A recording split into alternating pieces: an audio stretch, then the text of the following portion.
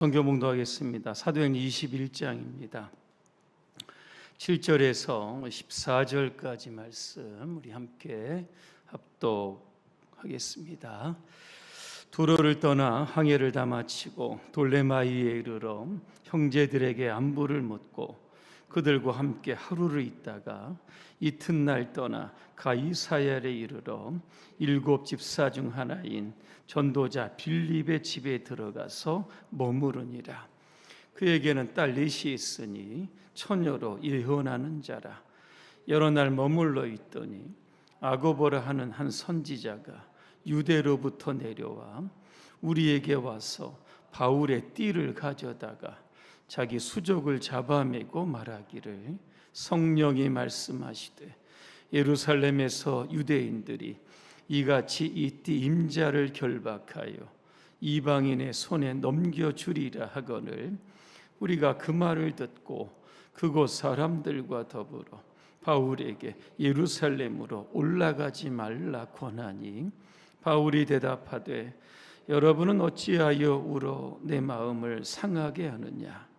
나는 주 예수의 이름을 위하여 결박당할 뿐 아니라 예루살렘에서 죽을 것도 각오하였노라 하니 그가 권함을 받지 아니하므로 우리가 주의 뜻대로 이루어지이다 하고 그쳤노라. 아멘. 오늘 바울의 일사각오라고 하는 주제로 말씀을 드리겠습니다. 할렐루야. 아멘. 옆분과 인사하겠습니다. 일사각오로 신앙생활 합시다. 일사각오가 무슨 뜻인지 아십니까? 예? 한 번 죽기를 각오한다, 이런 뜻입니다. 그러니까 내 생명을 바쳐 주의 일을 하겠다, 그죠? 여러분은 이렇게 지금 인사를 여러분 하신 겁니다. 일사각오하면 생각나는 우리나라의 순교자 한 분이 계십니다. 바로 주기철 목사님, 여러분 아마 아실 겁니다. 일제강점기죠. 강요된 신사 참배를 끝까지 거절합니다. 혹독한 고문 끝에 1944년에 순교합니다. 이 주목사님은 주로 설교 시간에 이렇게 하셨다고 합니다. 죽으면 죽으리라.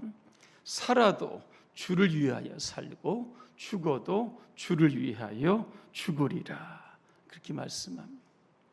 주님을 위해서 그의 전 인생을 던졌던 일사각오의 한 샘플 중에 한 분이십니다. 오늘 바울에게도 일사각오의 결단이 오늘 있었습니다. 지난 시간 바울은 밀레도에 잠깐 머뭅니다. 그러면서 예루살렘 예배소에 있는 장로님들을 초청해서 고별 설교를 하고 있습니다. 그 설교 가운데 하나가 사도행전 20장 24절입니다. 이런 이야기를 합니다. 나의 달려갈 길과 주 예수께 받은 사명 곧 하나님의 은혜의 복음을 증언하는 일을 마치려 하면은 나의 생명조차 조금도 귀한 것으로 여기지 않겠다. 이게 뭡니까? 일사각오죠. 예루살렘으로 가면 환난, 결박, 죽음이 기다리고 있습니다. 다 알고 있지만 그럼에도 불구하고 내가 그 길을 가겠다. 오늘 바울이 여러분 결단합니다. 오늘 본문전에 어떤 말씀이 있었는지 1절부터 6절까지의 말씀을 요약하면 여러분 있습니다. 이제 바울이 밀레도에서 배를 타고 여러 지역을 거쳐 도착한 곳이 어디냐면 이 두로라고 하는 지역에 도착을 합니다. 바울은 주로 이제 배를 타고 소아시아 튀르기에와 유럽 사이를 자주 이렇게 여행을 합니다. 여행은 단순한 관광이 여러분 아니었던 겁니다. 단 한 사람이라도 복음을 전하는 거죠. 1차, 2차 때 전했던 교회 성도들이 잘 있나, 그죠? 거기에 대한 관심이 있었기 때문에 바울의 이런 선교의 여정은 오직 한 영혼을 구원하고 한 영혼을 세우는 일에 그의 후반전의 인생이 다 쓰여짐을 보게 됩니다. 두로에 7일 동안 딱 머물게 됩니다. 형제들을 권면하죠. 믿음 안에 서 있으라고 그렇게 권면하게 됩니다. 근데 4절쯤 보니까 어떤 제자들이 이렇게 이야기합니다. 예루살렘으로 가면 큰 어려움과 고난이 있습니다. 그곳으로 가면 안 됩니다. 그죠? 이렇게 바울을 만류하는 장면이 여러분 나옵니다. 하지만 바울은 고난을 피하지 않겠다 이야기합니다.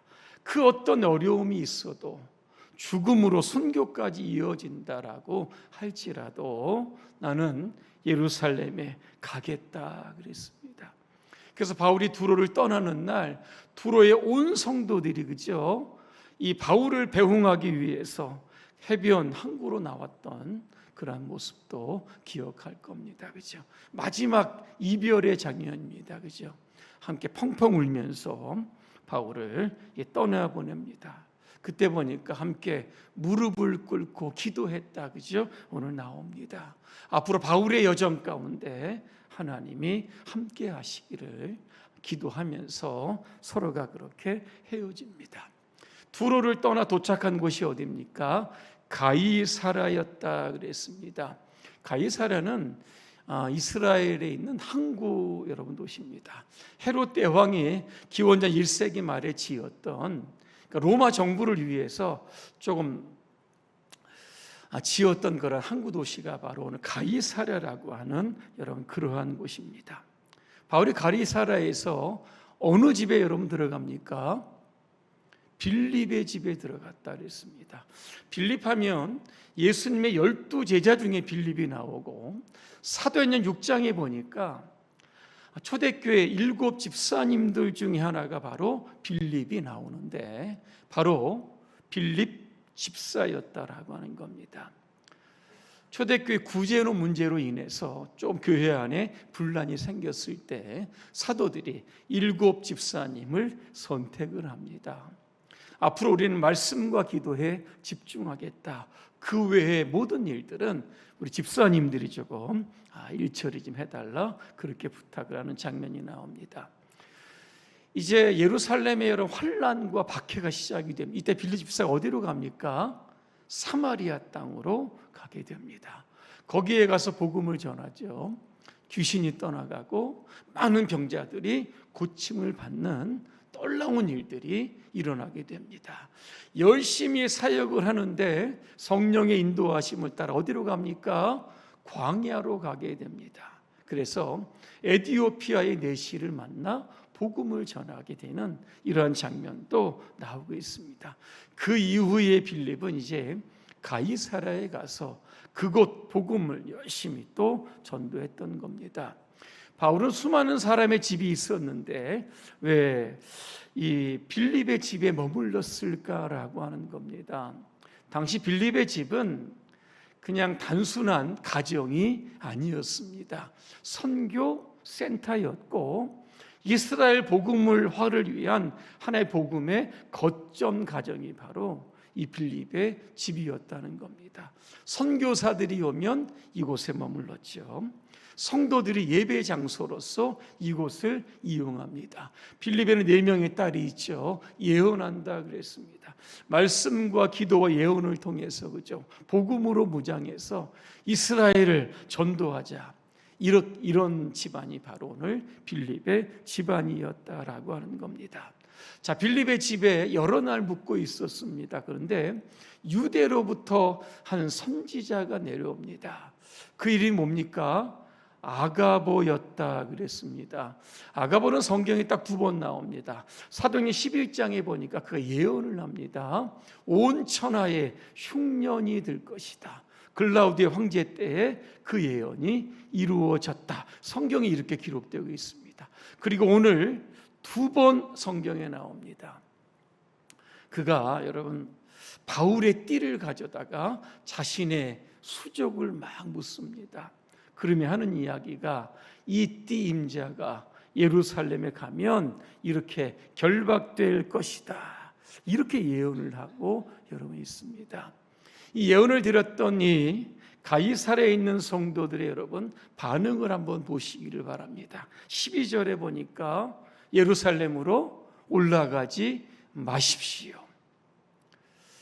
바울을 이제 만류 여러분 하고 있습니다. 아마 이렇게 설득을 아마 했을 겁니다. 예루살렘으로 가면 당신은 죽습니다. 앞으로 당신이 해야 할 일들이 얼마나 많습니까? 로마도 가야 되고 당신이 이야기했던 서바나제 스페인까지 가서 복음을 전해야 되는데 예루살렘으로 가서 이제 죽게 되면 누가 가서 복음을 전할 수 있겠는가?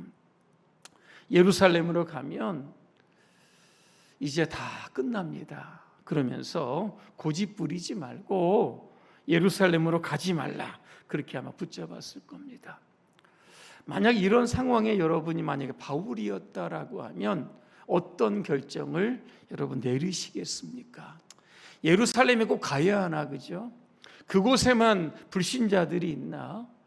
뭐 소아시아부터 해서 유럽에 수많은 영혼들이 더 많은데, 그죠? 이런 걸로 아마 여러분 아마 예루살렘에 가지 않을 수도 아마 있을지도 모르겠습니다. 아마 바울도 고민했을 겁니다. 예루살렘으로 갈 것인가 아니면 다른 지역으로 갈 것인가. 하지만 바울은요 결단합니다. 13절과 14절에 그가 단호하게 이야기합니다. 뭐라고 이야기합니까? 나는 예루살렘으로 갈 겁니다. 여러분들이 울어서 내 마음을 슬프게 하지 마십시오. 나는 예수의 이름을 위하여 받은 사명이 있다. 뭡니까? 전도입니다. 복음을 전하는 것이고 영혼 구원하는 일입니다. 이 일을 위해서 내 생명을 걸겠다. 일사각오입니다. 죽는 한이 있더라도 내가 예루살렘에 가서 복음을 전하다가 죽겠다. 오늘 바울이요 단호하게 이야기를 하고 오늘 있습니다. 오늘 여러분의 사명은 뭡니까? 무엇 때문에 여러분이 지금 숨쉬고 살아 있습니까? 가정, 직장, 사업장, 아니면 뭐 교회 잘 빠지지 않고 잘 다니는 것, 이게 보통 사명이라고 생각할 텐데 이런 것도 굉장히 여러분 중요할 겁니다. 하지만 더 큰 사명이 있다면 무엇일까? 영혼을 여러분 구원하는 겁니다. 사도행전 1장 8절 예수님 승천하시기 직전에 주셨던 말씀입니다. 오직 성령이 너희에게 임하시면 너희가 권능을 받고 예루살렘과 온 유대와 사마리아와 어디까지죠? 땅끝까지 이르러 내 증인이 되라 그랬습니다. 내 가정 잘 지키는 것도 중요한데 더 중요한 사명은 뭡니까? 가정 안에 불신자들이 있죠. 예수 믿지 않는 사람들 전하는 게 이게 바로 여러분 사명입니다. 직장 성실하게 다녀 칭찬받는 것도 여러분 중요합니다. 더 중요한 건 뭡니까? 직장인들에게 복음을 전하는 거, 이게 더 중요한 여러분 사명일 겁니다. 교회 열심히 다니는 거 중요한 일입니다. 하지만 교회 안에 머물기보다는 이제는 교회 밖으로 나가서 그죠? 열심히 또 전도하는 게 이게 하나님께서 우리에게 주신 사명인 줄로 믿습니다. 마태복음 28장 19절이죠. 너희는 가서 모든 민족을 제자로 삼아라 그랬습니다. 단순하게 예수를 믿는 신자로서 머물러 있는 것이 아니라 예배자로서 교회 안에만 있는 것이 아니라 주님의 증인 선교사입니다. 그죠?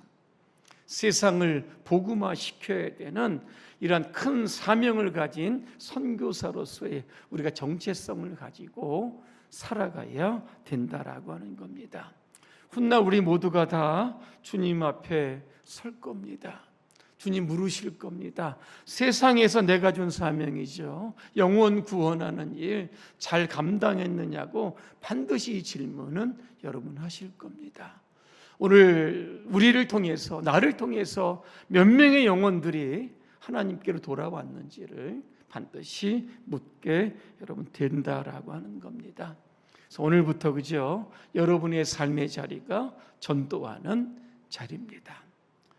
생명이냐 사명이냐, 그죠? 이 기록 가운데 여러분 우리는 사명을 선택해야 합니다. 생명을 놓고 수많은 영혼들을 주님께로 인도하는 그러나 증인으로서의 사명 여러분 잘 감당하시기를 주님의 이름으로 축복합니다. 기도하겠습니다. 은혜로우신 하나님, 오늘 우리에게 일사각오의 믿음을 주시옵소서. 생명이냐 사명이냐의 기로에 설 때마다 영혼 구원을 위해서 내 생명을 포기하는 결단이 있게 하시고, 그 결단을 통해서 수많은 영혼들이 하나님께 돌아오는 놀라운 부흥의 역사를 보게 하여 주옵소서. 예수님의 이름으로 기도하옵나이다. 아멘.